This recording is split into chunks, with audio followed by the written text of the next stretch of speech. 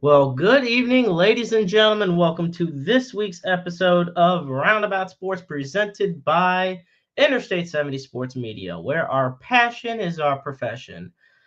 Good evening, ladies and gentlemen. It is Wednesday, January 8th, 2025. That's right. This is the first episode of the new year. I'm the maestro, Jeremy Karp. And I don't know about where you live, folks, but it has been an absolute hell of a storm here in the St. Louis area. We got a foot of snow out where I live. I don't know about you all, but if you're living in the area, be sure to drop how much snow you guys end up getting. But yes, we got about a foot of snow. I know some of the suburbs out here we've got, 14 inches, 13 inches, so on and so forth. But yeah, I've gotten stuck in the driveway a couple times, finally able to get out. Oh, it is not, I'm not used to that type of winter storm. It has been a hot minute, but hopefully you all are staying safe, staying healthy, and kicking off the new year strong. And Eddie is tuning in already. Eddie, thank you so much for tuning in. It is always a pleasure having you on. So I guess I'm going to start it off. If you haven't been if you haven't tuned into the show before, well, you're 114 episodes late. But you can find Roundabout Sports on Spotify, on iTunes, on iHeartRadio, Amazon Music, Pocket Casts, and anywhere else where you typically can stream a podcast. Interstate 70 Sports Media is on Facebook. Roundabout Sports is on Facebook. We are on X. I'm personally on X as well. And then we have the official Interstate 70 Sports Media YouTube channel where you can find all these past episodes. Um, so absolutely. Eddie says 15 inches in Hannibal, Missouri. 15 inches of snow. I know a lot of people got snow and ice, or just snow. Whatever the case may be, it was a brutal ass storm. I'll tell you that. Um, Also, there's some things I wanted to cover this week. I mean, as always, what's the point of having a show if you're not going to talk about things? But the first thing I want to cover is mercifully, at least as a Cleveland Browns fan, this regular football season's over. But we're in playoff mode, baby. I am excited. Now, I don't know about you all, but the NFL playoff bracket is set. Now, this weekend, starting January 11th, is the wild card round. Um, right now, we're going to have on Saturday, we're going to have the Chargers go to Houston to take on the Texans. And then the Steelers go to Baltimore to take on the Ravens. Now, that's always a classic battle. On Sunday, we have the Broncos going to Buffalo to take on the Bills. Damn, that's going to be a really good matchup. Seeing Bo Nix and Cortland Sutton and Marvin Mims and the rest of that good offense take on. Look, what Lamar Jackson has done for the Ravens is phenomenal. I'm sorry, I'm saying it though. Josh Allen on the Bills, MVP this year. That's my prediction. If you have a different one, feel free to say it. I ain't gonna judge. Nothing wrong with it. That said, we're gonna continue now with on Sunday. We also will have the Packers go to Philly to take on the Eagles, and the Commanders taking on the Buccaneers in Tampa Bay. And then the final wild card game on Monday will be the Minnesota Vikings heading to Los Angeles to take on the Rams. If there is anybody who does not deserve to have to play a road game, I'm sorry, it's the Minnesota Vikings.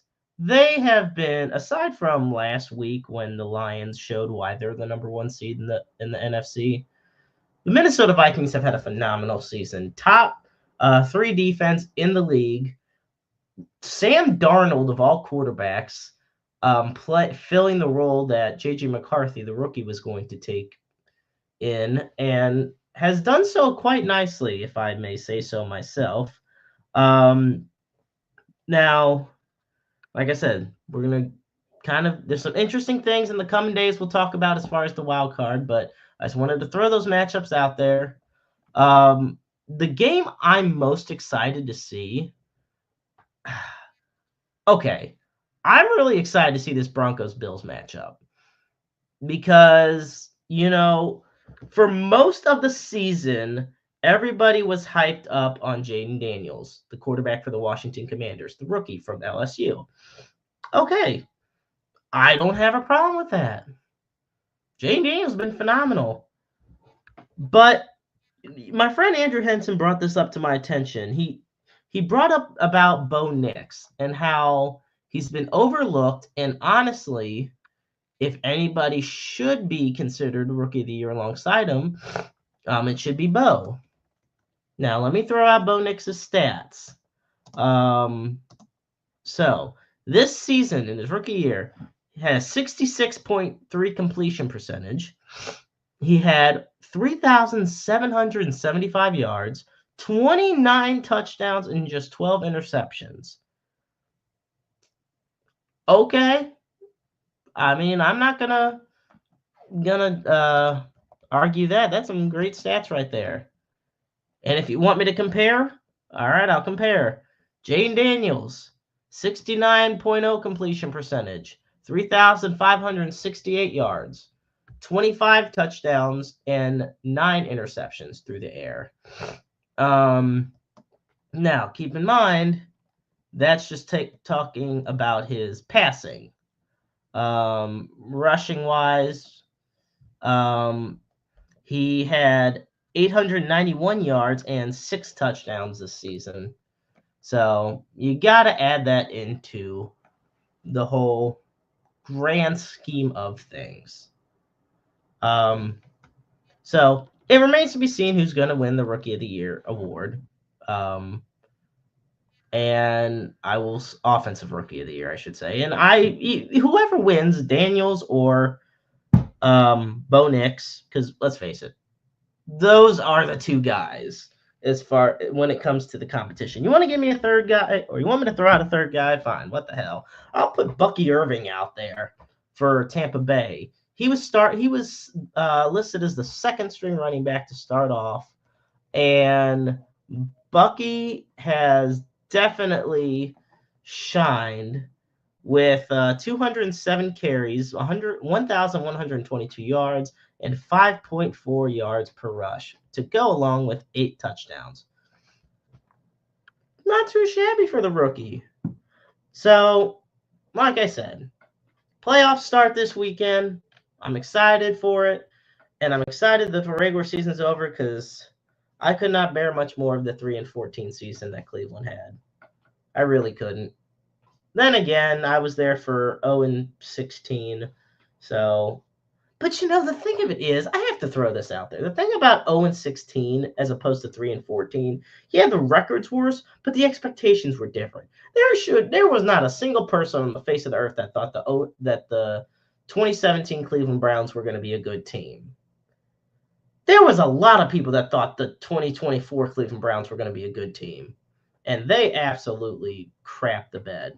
So, I digress. Now, speaking of crapping the bed, I want to move on now to the Kansas City Chiefs. And before everybody starts hating on me on this, hear me out. It is traditional for an NFL team that's locked up the number 1 seed among anything else to bench their starters in the last week of the season. You got nothing to play for, nothing meaningful. Okay, cool, fine. We don't got to play. We'll bench our guys. Well, that's exactly what the Chiefs did, and because of that, the Chiefs got their absolute asses kicked 38-0 by the Denver Broncos last week. Because of that, the Broncos got in the playoffs, and also because of that, the Cincinnati Bengals got eliminated from contention. Bengals needed the Dolphins and Broncos to lose. Dolphins lost, but Broncos did not.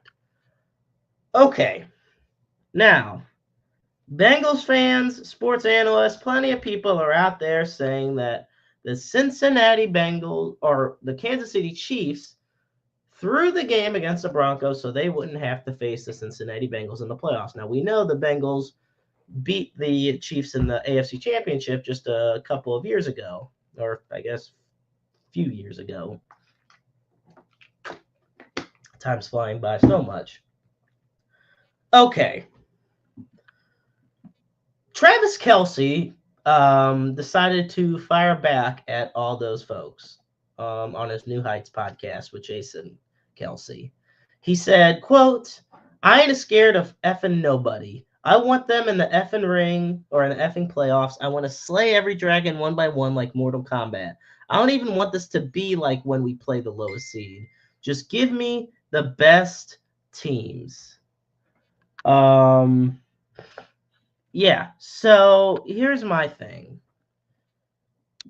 He's right. If you think, I'm not going to say the Chiefs didn't throw the game, but if you think they threw the game because they didn't want to face the Bengals, okay, that's really pushing it here. Okay? It has nothing to do with the fact that they were facing the Bengals or that the Bengals, could have been in the playoffs. Ain't got nothing to do with that. It's you got the number one seed. What are you gonna do? You gonna throw Mahomes out there? You're gonna put Kelce out there, Pacheco, Kareem Hunt. You're gonna throw your Chris Jones, Nick Bolt. You're gonna put all your top guys out there, risk injury for a game that the only team that has anything to play for is Denver. Kansas City finished the season 15-2. They could have gone 16-1, but they chose not to. I mean, I'm not saying they would have automatically won, but they had a better shot to if they started everybody. And for all the Cincinnati fans out there who are crying about the fact that the Bengals aren't in the playoffs because the Chiefs lost, okay, yes, Jamar Chase won the Triple Crown of receiving. Yes, Joe Burrow had a career year, and he should be in the MVP conversation just as much as guys like Josh Allen and Lamar Jackson should. But you had a bottom five defense. You went 2-7 in the regular season against playoff teams. And look, you want to know a game that killed you? Yes, you won 5 games in the row to end the season, but you literally lost week 1 to the Patriots. Yeah, you have no room to complain to the Chiefs in regards to why you're not in the playoffs. You got to look in the mirror and say, oh, maybe it's just we weren't good enough. I mean, guess what? I hate to break it to you, but 9-8 didn't cut it. And if you're the Bengals, you have nobody to blame but yourselves. Coach Zach Taylor says about teams being afraid to face them. Look, yes, the playoffs, it's any given scenario, any given Sunday, any given Monday, whatever. That's how it is in a regular season, too. But the notion that the Chiefs intentionally threw the game so they wouldn't have to face Cincy is laughable at the least, absolutely comical at best. And in a way, it's actually quite sad because if you're having to resort to saying that the Chiefs threw the game so they don't have to play you, yeah, that is a problem. That reflects on you as a fan or a player or a coach more than anything else. Because guess what? Patrick Mahomes did not have a great year. And the Chiefs still only lost 2 games. One of them was close, and the other one, I mean, they all were close wins for the most part. But I think that's more telling of them. They won the games. So they won the games that Cincinnati didn't win. Let's put it that way. Cincinnati could not close out a lot of these games up until the end of the season, whereas the Chiefs did all throughout the season. So, yeah, I have zero sympathy for the Bengals fans. I have zero sympathy for the Bengals as a team. You want to make the playoffs, you have to make your own destiny. You cannot rely on another team to get you in because, first off, that's not how it works. Second off, if they knew it, that definitely wouldn't work that way. So, yeah. I love Travis Kelce firing back at the haters. So, yeah. Tough for the sake of Bengals fans who get to watch on the couch every week now for the rest of the season, as their team is still lacking a Super Bowl win or a meaningful game for a few years. Okay, so moving on now here on Roundabout Sports. I want to continue this our NFL talk. A little bit of sad news here. Charlie Winter, who was a former coach for the St. Louis Football Cardinals, passed away at the age of 99. Well, actually, yeah, he passed away at the age of 99. Now, you might be wondering. Now, I want to say this. This is the interesting thing here because he actually passed away. Can't believe I'm saying this, but he passed away last July. Now, you're probably wondering, well, why is it just now coming out? There was no public mention of it at all. And my friend Bob Underwood, we've had on the show before. He's part of this. He's the head of the St. Louis Football Cardinals fan group and historical society. St. Louis Sports Hall of Fame. I mean, he is a who's who and a big knowledgeable gentleman when it comes to these things. And he was able to find out that he had passed away. So as you see, he is the gentleman in the middle. Now, I think another thing that Charlie Winter is most famous for is actually he was the defensive coordinator when the Colts won the 1958 NFL championship game over the New York Giants. Now, he was the defense coordinator for the Colts, of course, and at the time of his death last year, he was the last surviving coach from that game. And for those that don't know, the 1958 NFL championship game is considered by many to be the greatest game ever played in the history of professional football. And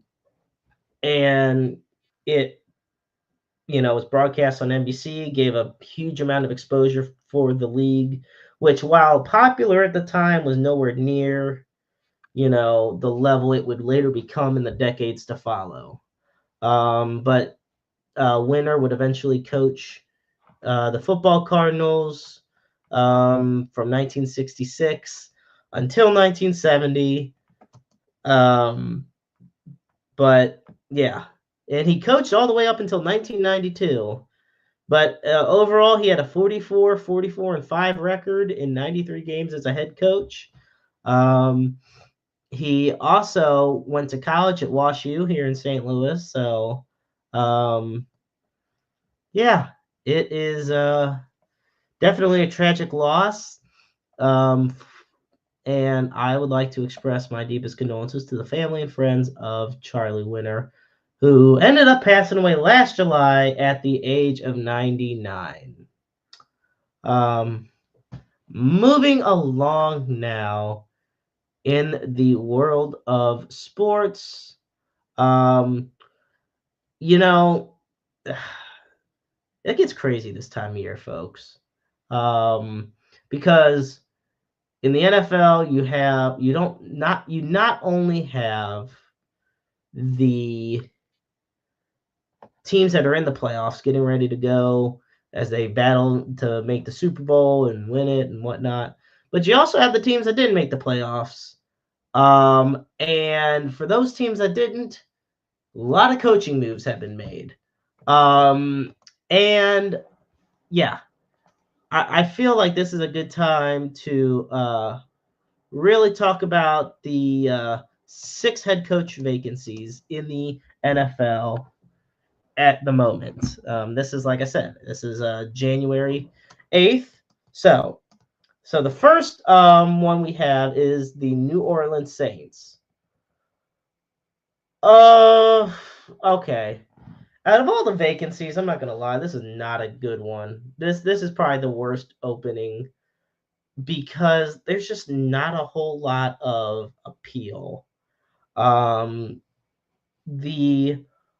The team is, to me, it doesn't have an identity. The Saints, to me, don't have an identity of what they want to be, of who they want to be. And, look, I get it. When Chris Olave and Rashid Shaheed are healthy, very dynamic weapons. But there is a quarterback issue figuring out what to do with Derek Carr and Spencer Rattler. And whoever becomes the head coach is going to have to figure that out. And they got the number 9 overall pick. So not only is this not a great team, but they also don't have exactly a great spot. They have, I can't even imagine this, but they have such a bad cap situation. It's atrocious. They are minus 66 million on the 2025 cap. Minus 66 million. Yes, the worst in the league at the moment. So yeah, we're gonna figure that one out. Okay. The second one for me, or I guess number 5, as far as from worst to best, the Las Vegas Raiders. Okay, I'm going to be honest. I did not think Antonio Pierce was going to get fired. That one caught me off guard. I thought that they were going to give him another year, maybe 2 more. It goes without saying that the best option that the Raiders have, as far as, or the top 2 options, you got one great offensive weapon and one great defensive weapon. They got Brock Bowers, rookie tight end, who broke pretty much every record Mike Ditka ever set at the position. And then on defense, of course, you got Max Crosby. The problem is, while Brock Bowers is going to be sticking around for the long term and the long haul in this franchise, Max Crosby isn't wanting to stick around on a rebuild. It's kind of like the Myles Garrett situation in Cleveland. Franchise star, but has already played long enough on a team with their struggles that he doesn't want to deal with it. Don't want to deal with the rebuild. Max Crosby has made that perfectly clear. So when that comes up, well, then you got to say to yourself, okay, who else you got? Well, you got Christian Wilkins, great upside there. But there's another issue with all of this, with this team. And it's unfortunately one they can't control, and why I feel like it could be an off-putting job. Look at the division you're in. You got Jim Harbaugh, Andy Reid, and Sean Payton as your contemporaries in that division.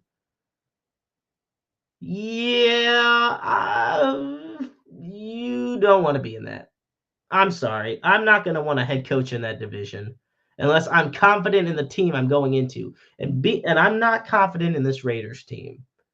I'm not.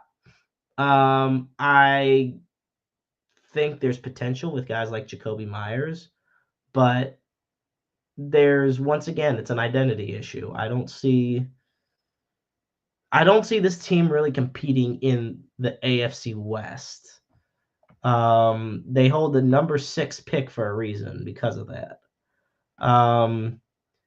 And keep in mind, when you get guys like Bo Nix, you're going to have the Jim Harbaugh, Justin Herbert, Sean Payton, Bo Nix, and then Andy Reid, Patrick Mahomes. Those sets of duos you're going to be dealing with 6 times a year for years to come. None of those guys are going anywhere. So be ready for that one. Okay. Once again, though, a lot of confidence there for Brock Bowers.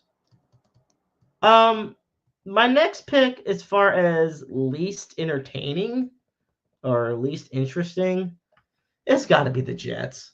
Oh my good Lord Almighty! This is a mess of a team. You know what the funny thing is?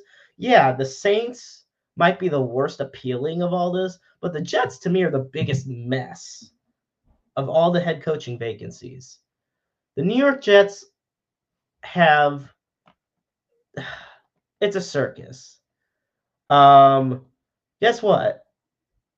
it's so funny because Rex Ryan coached the team for 6 years, which feels like an eternity ago too, when he coached them.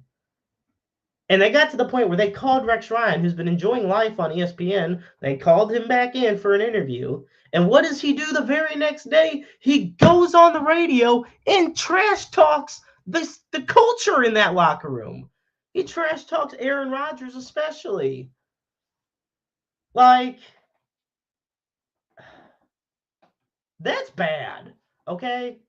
Just keep in mind, this is a guy who helped lead the Jets to 2 straight AFC title games with a rookie named Mark Sanchez. And yet, he's saying, and yet, of course, it leads a few years later, led to the butt fumble and all that stuff. But he goes back in interviews, and now he's trash talking. Okay. And this is what upsets me about the whole Aaron Rodgers situation, because it's causing an issue because you got Devontae Adams now. You got him back. They're like, when they traded for him, they're like, oh hell, we got Devontae Adams. We're going all in. We're going to the Super Bowl now. And they only got worse. Okay? You want to see the New York Jets right now? Yeah, they won last week against the Miami Dolphins. They went 5-12. They went 2-7 on the road. But they went 5-12. One game better than the Patriots, who went 4-13. Okay, let me think about this for a second. But it's okay because you have Aaron Rodgers and Devontae Adams. No, the problem is you have Breece Hall and Garrett Wilson, who are taking a back seat to the Aaron Rodgers show. You need to get a young guy up there at quarterback, because this whole mentorship thing, Aaron Rodgers says he's willing to mentor, but he's not. Aaron Rodgers is not the mentorship guy. Okay? Jordan Love wasn't waiting all those years to start for Green Bay because he was being mentored by Aaron Rodgers. He was waiting all those years because Aaron Rodgers was too damn stubborn to take a back seat. Okay? That's why. Big difference between mentoring and just wanting to stay as the starter. Okay? That's where we're at. Now, once again, I don't know if Rodgers would even come back next year, though. So maybe there will be a young rookie quarterback coming in. Who knows? But I just know that if Rodgers comes back, it's going to be even less appealing than it already is if he doesn't come back. So that's the what we have as far as the Jets go. Now, as far as my number 3 option, okay. This to me is one of the this is a very confusing team. Very confusing. The Jacksonville Jaguars. And I say confusing because last year they had it was a couple years ago, they had an improbable comeback against the Chargers. They were down 27-0. They come back, boom, win the game. In the playoffs. Well, now here's Trevor Lawrence injured. Travis Etienne struggling. None of the receivers are getting anywhere. None of these acquisitions are paying off. Nothing is going well. The Jaguars' defense was a huge disaster. And, Evan Ingram, Gabe Davis, and Christian Kirk, between the injuries and just the lack of performance, a lot of question marks. But you might wonder, why do I have them high up on this list? Or I guess in the top half, if you will. Because, you know what? I still feel that with the right leadership, this team can go somewhere. You got Josh Hines Allen and Trayvon Walker on defense. And the AFC South, sans Houston, is just not that good. So it is really anybody's division for the taking. The Jaguars, being 4-13, have a very high draft pick this year. And I think they're either going to use it to bolster their offensive line, or they're going to use it to just add weapons for the offense. I feel like Trevor Lawrence.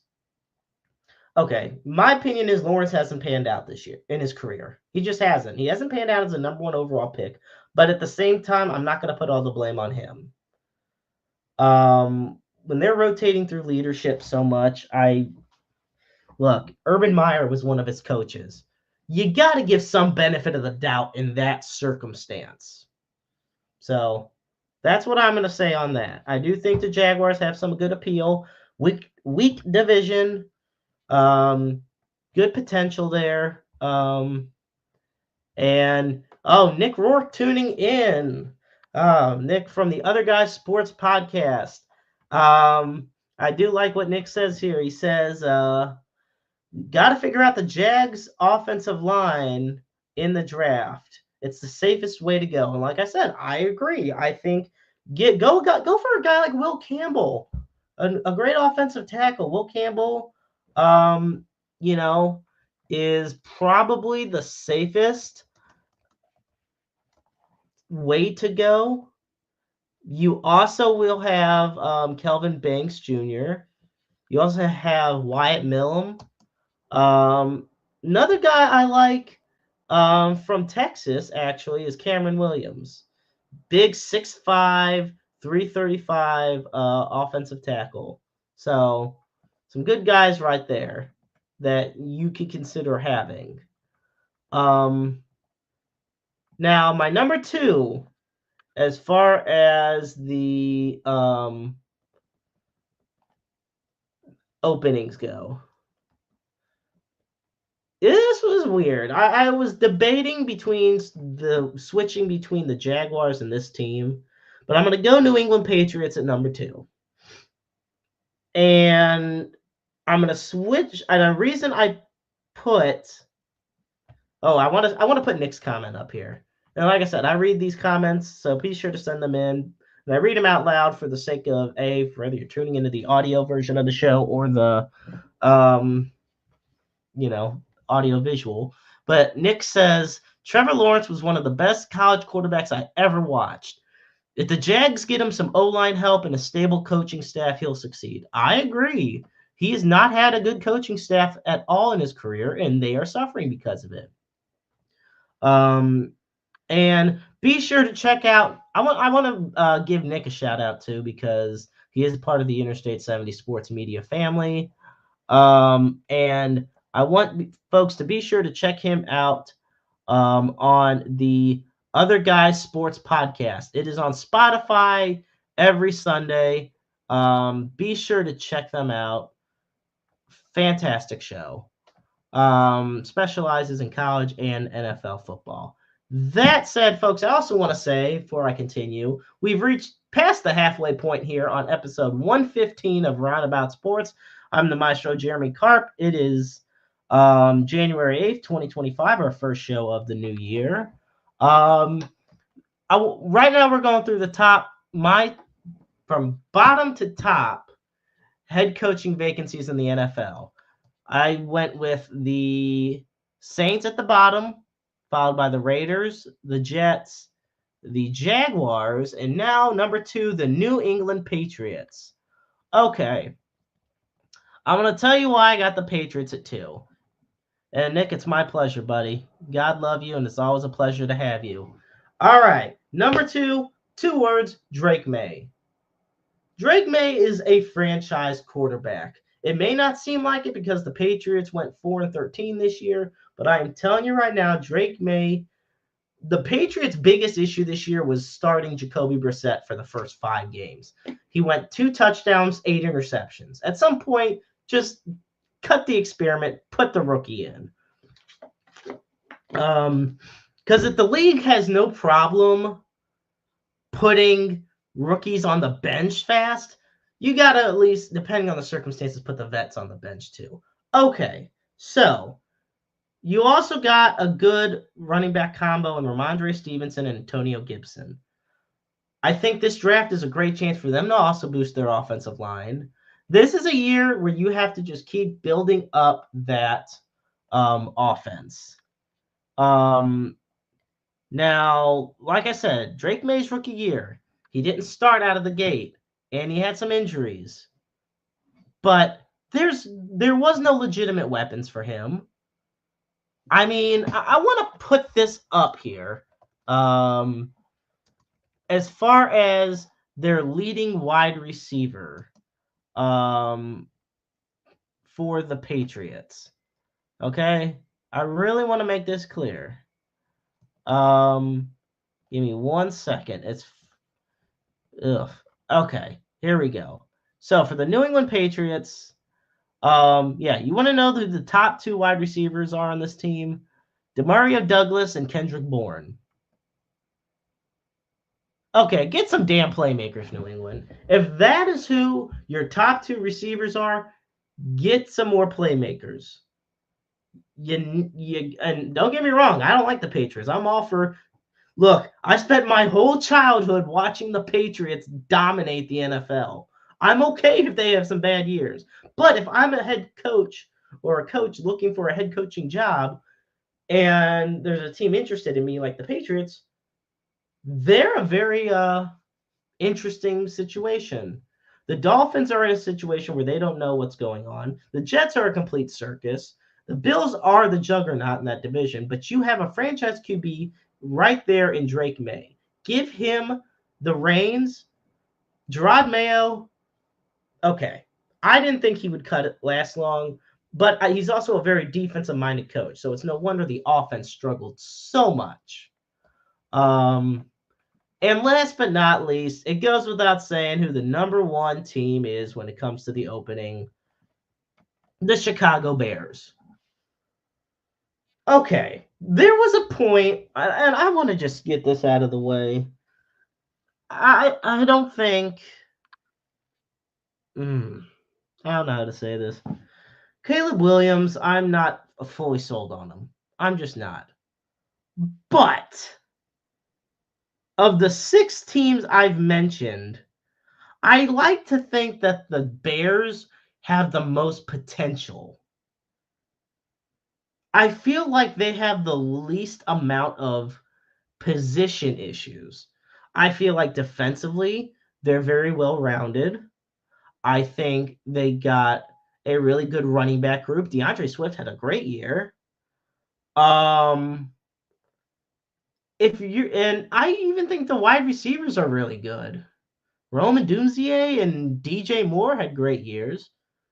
And shoot, Keenan Allen even had a great comeback in the second half. So here's my thing. If I'm the Chicago Bears,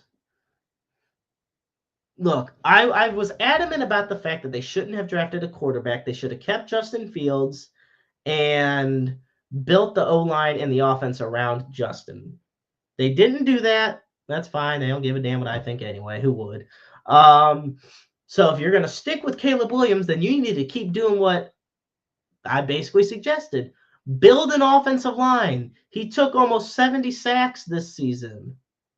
You're not going to win football games that way.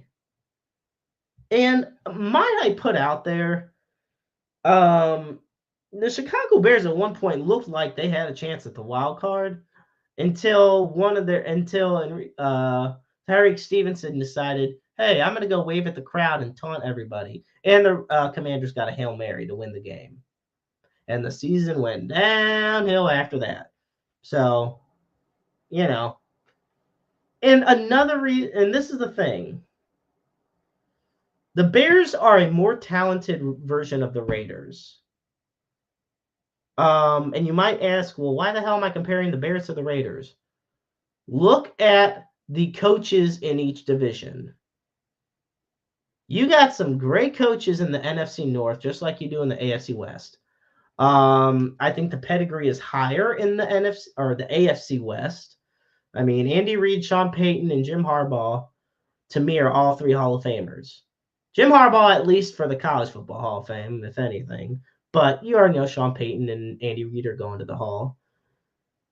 Motor City Dan Campbell is perhaps the ballsiest coach in the league, and he has such great energy. Kevin O'Connell is one of the more underrated coaches in the NFL, and he has done a fantastic job given all the circumstances this year with the Minnesota Vikings.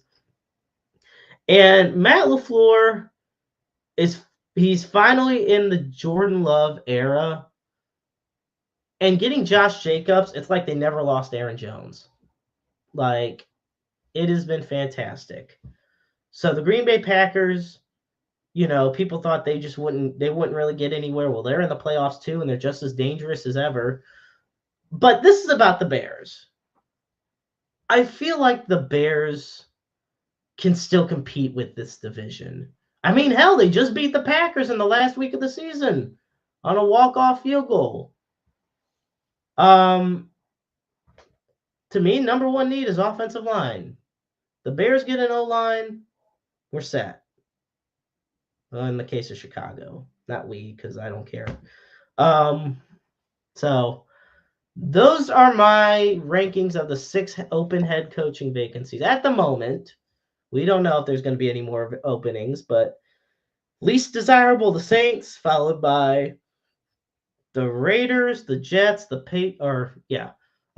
Saints, the Raiders, the Jets, the Jaguars, the Patriots, and the Bears. So, yeah. And I want to thank MX Renee. It looks like, I don't know if that's the Night Owl himself, but thank you so much for the support for the stream on X. Hashtag I70 Sports Media.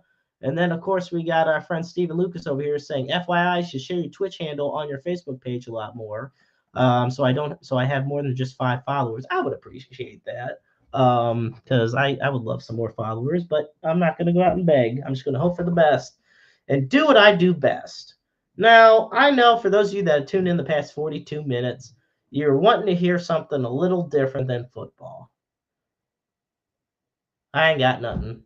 I'm just kidding. Okay, we got something for you. Well, we got an interesting piece of news for you that just happened. Now, the St. Louis Blues have just announced a few hours ago the transfer of an ownership stake within the Taylor family. So, St. Louis Blues chairman Tom Stillman announced today a change in the Blues ownership group. The minority ownership stake of Andy Taylor, who was an original member of the team that purchased the Blues back in 2012, has sold his stake to his niece, Carolyn Kindle. Kindle is, according to Stillman, quote, is a welcome addition to our ownership group. Through her work in sports and philanthropy, she's demonstrated a strong passion for St. Louis that is shared by our entire group. Now, for those that might wonder, who's Carolyn Kindle, or I've heard that name, well, Carolyn Kindle is the CEO of St. Louis City SC, where she oversees all the operational and business aspects of the club, which includes Energizer Park and the district around the park as well. She's also the president of the Enterprise Mobility Foundation, which is the charitable arm of Enterprise Mobility. And she's a part of the St. Louis Sports Commission, SSM Health, the St. Louis Police Foundation, Regional Business Council, and Greater St. Louis Inc. So yes, Carolyn Kindle is now the newest member of the Blues ownership group. Now, to finish it up on Roundabout Sports, folks, it's Wednesday, and a couple days ago, something historic happened in the world of professional wrestling. I try to leave the wrestling talk to the Wrestle Talk podcast or my friends at Issues with Wrestling, but I wanted to talk about this. Monday Night Raw debuted on Netflix. Now, I've been watching Monday Night Raw since they were on Spike TV. which really makes me feel old. But yes, I've been watching Monday Night Raw since they were on Spike TV. So we are at a point where Monday Night Raw debuted on Netflix after all these years on the USA Network. Okay, so I want to talk about kind of what happened um, on the show. Well, kicks off with Triple H, and he cuts a great promo introducing the Netflix era. Then The Rock comes out, cuts a promo, but it was weird because it wasn't his heelish self that he's been the past year and a half. It was a babyface promo. We'll take what we can get at this point. Roman Reigns takes on Solo Sikoa. Roman Reigns beats Solo. Rhea Ripley wins the women's championship from Liv Morgan, and The Undertaker comes out, and him and Rhea Ripley right off to the sunset, basically. John Cena comes out during the show. All the while, all these celebrities like Kendrick Lamar, Travis Scott, Macaulay Culkin, Stephen Amell, and then you got the WWE legends, out there in the crowd as well. And John Cena comes out, talks about he's going to enter the Royal Rumble, and that this is his farewell tour. This is the last year John Cena is going to be wrestling, folks. And it's crazy to think about because I've grown up watching John Cena my whole life. So I've been watching wrestling since about 04, 05, basically 05. So for this to happen is kind of surreal to see. But henceforth, here it is. Now, excuse me. There was something interesting that happened on Raw that really, it cracked me up. Hulk Hogan comes out. Now, I can just stop right here and you can already probably guess what happened. But, I mean, I have to say it anyway. Hulk Hogan comes out. Keep in mind, wrestling icon, pop culture icon, cult figure, whatever you want. Yeah, he got booed. He got booed bad.